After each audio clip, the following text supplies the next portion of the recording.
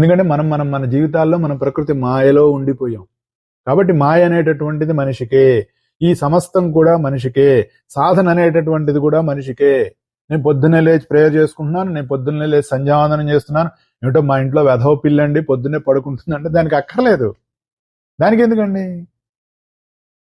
దానికి ఆకలేసినప్పుడు తింటుంది, లేనప్పుడు దాని పని అది చేసుకుంటూ ఉంటుంది, లేదంటే ఒక పక్కన పడుకుంటుంది. మనం అలా ఉన్నామా? కాదు కదా.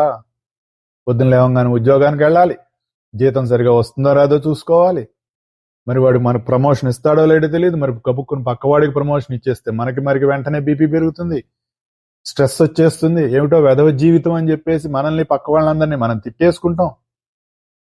ఇన్ని బాధలు మనకే ఉన్నాయి, పిల్లికే ఉందండి. నువ్వు పెట్టకపోయినా బతికేస్తుంది అది. మనం అనుకుంటాం మనం ఏదో మన ఇంట్లో పిల్లిని పెంచుకున్నాం, కుక్కను పెంచుకుంటున్నాం, మనం దానికి ఆహారం ఇచ్చి దాన్ని బతికిస్తున్నాం అనుకుంటున్నాం, కానీ దాని ప్రకృతి బతికిస్తుంది. అసలు నిన్ను కూడా